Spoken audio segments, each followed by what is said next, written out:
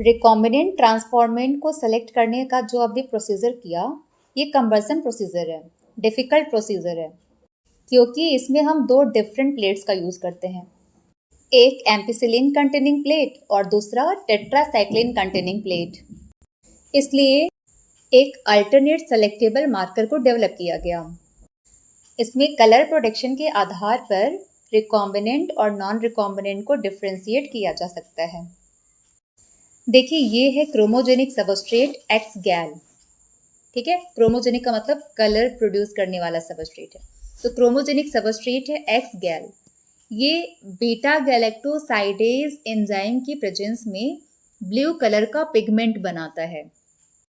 ठीक है, chromogenic substrate beta galactosidase enzyme की प्रेजेंस में ब्लू कलर का पिगमेंट बनाता है। इसी का यूज हम पूरी प्रोसेस में करने वाले हैं। देखिए, ये है वेक्टर जिसमें यहाँ पर है एम्पिसिलिन रेजिस्टेंट जीन और यहाँ है बीटा गैलेक्टोसाइडेज को कोड करने वाला जीन। अब हमें करना क्या है कि फॉरेन डीएनए को इसी साइट पर ज्वाइन कराना है जहाँ पर बीटा गैलेक्टोसाइडेज को कोड करने वाला जीन प्रेजेंट है, जिससे कि ये जीन इनएक्टिवेट हो जाएगी। This is called insertional inactivation. Foreign DNA के इंसर्ट होने की वजह से ये जीन जो बीटा गैलेक्टोसाइडेज को कोड करी है ये इनएक्टिवेट हो जाती है।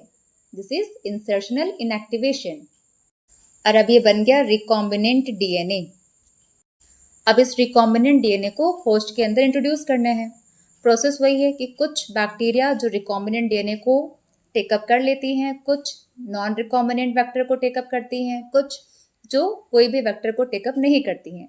और अब हमें फाइंड आउट करना है रिकॉम्बिनेंट ट्रांसफॉर्मेंट को।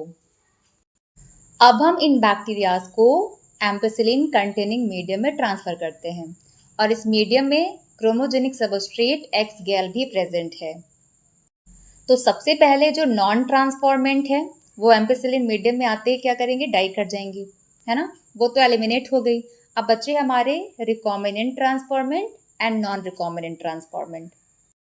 अब ऐसे बैक्टीरिया जिसने नॉन रिकॉम्बिनेंट वेक्टर को रिसीव किया है, इसके पास बीटा गैलेक्टोसाइडेज को कोड करने वाला जीन प्रेजेंट है, तो ये क्रोमोजेनिक सबस्ट्रेट में क्या करेगा, ब्लू कलर प्रोड्यूस करेगा। तो ये बैक्टीरिया का जो कॉलोनी फॉर्म करेगा वो ब्लू कलर का फॉर्म करेगा। तो इस एक्स गैल मीडियम में non recombinant transformant blue colour की कॉलोनी प्रोड्यूस करेंगी और जो हमारे रिकॉम्बिनेंट ट्रांसफॉर्मेंट है उनके पास तो ये जीन इनएक्टिवेट हो गया है, तो ये बीटा गैलेक्टोसाइडेज एंजाइम का फॉर्मेशन नहीं करेंगी। तो क्या ये ब्लू कलर की कॉलोनी प्रोड्यूस करेंगी? नहीं, वो कलरलेस कॉलोनी प्रोड्यूस करती हैं। तो हमारे काम की बैक्टीरिया कौन सी हैं? जो कलरलेस कॉलोनी फॉर्म कर रही हैं। अब हम उन्हें वहां से इस मीडियम से सेलेक्ट कर लेते हैं। So this is better way to select recombinant transformant over non recombinant transformant और नॉन ट्रांसफॉर्मेंट। तो अब एनसीईआरटी की लाइंस देख लें।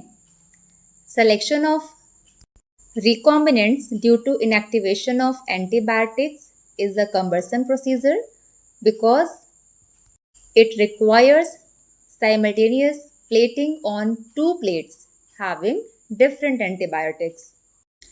Therefore, alternative selectable markers have been developed which differentiate recombinants from non-recombinants on the basis of their ability to produce color in the presence of chromogenic substrate X gal. Procedure क्या है?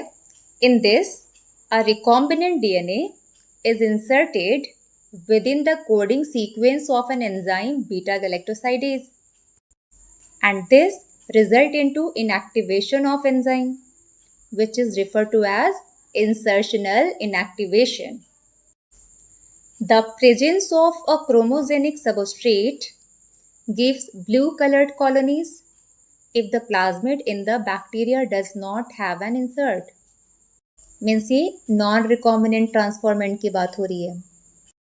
And presence of insert result into insertional inactivation of beta galactosidase, and The colonies do not produce any color. These are identified as recombinant colonies. I hope आपको ये process बहुत अच्छे से समझ आ गया होगा। अगर आपको हमारा वीडियो पसंद आया तो आप हमारे चैनल को लाइक, सब्सक्राइब एंड शेयर ज़रूर करें। Thank you for watching.